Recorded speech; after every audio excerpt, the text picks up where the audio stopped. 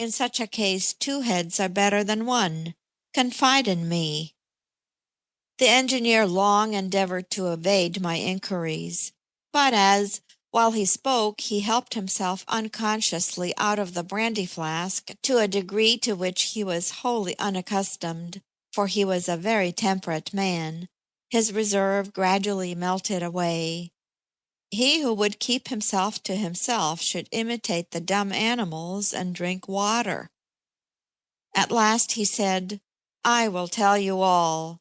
When the cage stopped, I found myself on a ridge of rock, and below me, the chasm, taking a slanting direction, shot down to a considerable depth, the darkness of which my lamp could not have penetrated.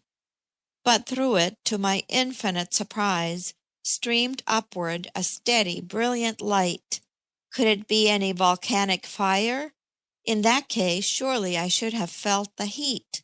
Still, if on this there was doubt, it was of the utmost importance to our common safety to clear it up.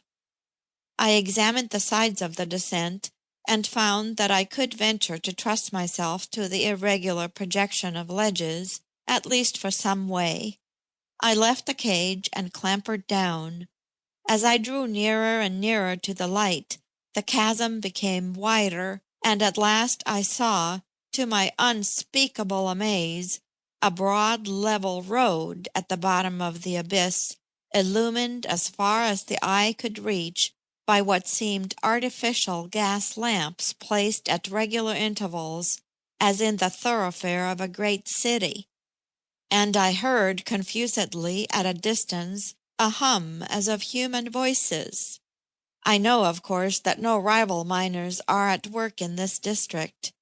Whose could be those voices? What human hands could have leveled that road and marshaled those lamps?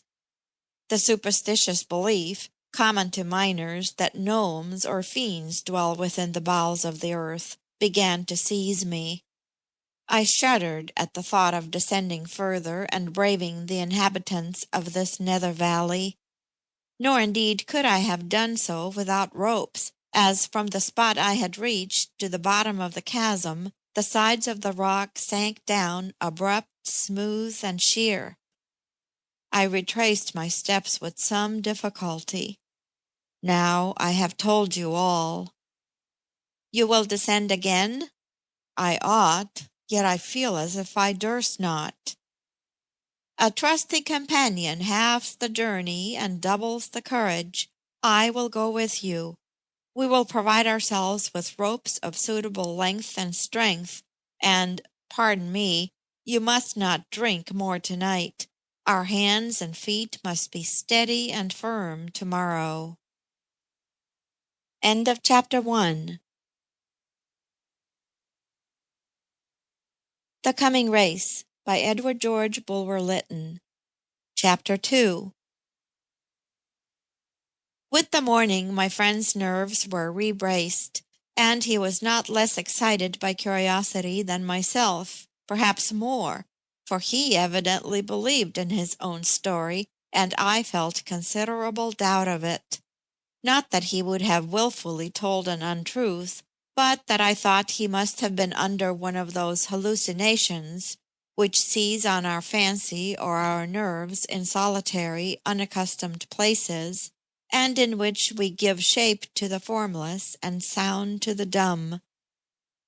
We selected 6 veteran miners to watch our descent, and as the cage held only one at a time, the engineer descended first, and when he had gained the ledge at which he had before halted, the cage rearose for me.